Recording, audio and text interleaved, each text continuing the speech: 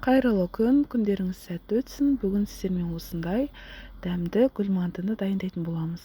Өте дәмді, жасалуы да оңай. Манты сияқты бүгіп ұтпайсыздар, ешқандай уақыттарыңызды алмайды. Осылай гүлдеп орайсыздар, болды.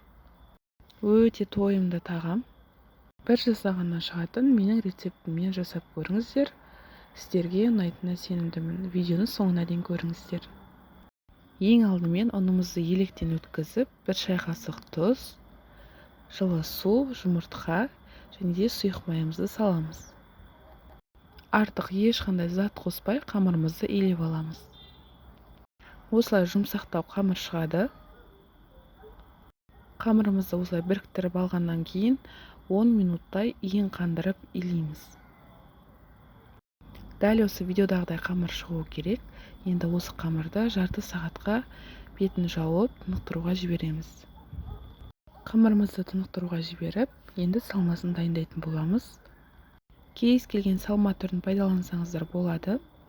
Мен пияз, сартылған ет және де картопты пайдаландым. Пияздың үстіне керегінше тұз, қара бұрыш қосып, жақсылап араластырамыз.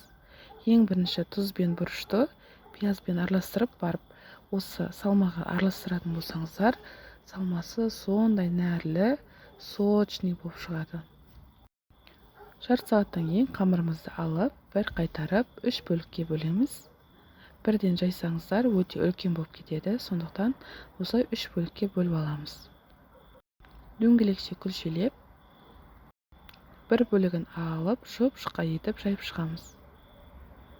Мен қамырымызды осылай дөңгелекшелеп алып, барлық бөлігіне жететіндей етіп, ұнымды сеуіп шығамын.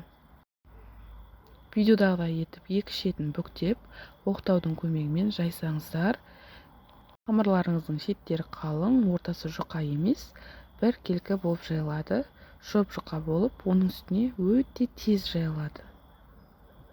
Менде қамырым жұп-жұмсақ, сондықтан да ұнды көбірек септім. Қамырымызды жайып алғаннан кейін, дәл осы видеодағыдай етіп, жіңішкелеп кесіп шығамыз. Қамырымыздың бір бөлігін алып, сұйық майды бетіне жағып шығамыз. Барлық қамырларға осылай жағып шығасыздар. Сұйық майды жағып болғаннан кейін, салмасын тура қақ ортасына жұқалап жайып шығамыз.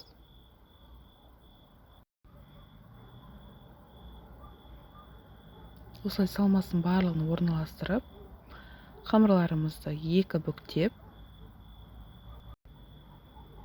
жаймендеп қамырларымызды ораймыз. Сол кезде бізде гүл тәрізді форма шығады. Екінші ұшын ашылып кетпес үшін жақсылап бекітесіздер.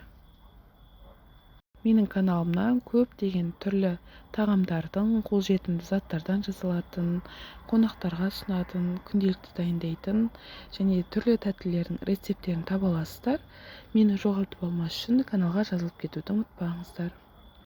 Манты қазанымызды осылай түбін майлап, бір-біріне жабыспайтындай етіп, 5 штуктан асырмай осылай қойып шығамыз. Піскен кезде үлкейеді, сөйтіп жабысып қалмас үшін. Міндетті түрде беткі бөлігін сұйық маймен майлап шығамыз. Манты қазанының қазанына суымызды толтырып, 2 ас қасықтай суға тұз қосамыз. Сөйтіп жақсылап қайнатып, 45 минутқа пісіруге жібереміз. Бізде 45 минуттан кейін осындай дәмді мантыларымыз пісіп шығады. Қамыры өте жұқа, өте әдемі.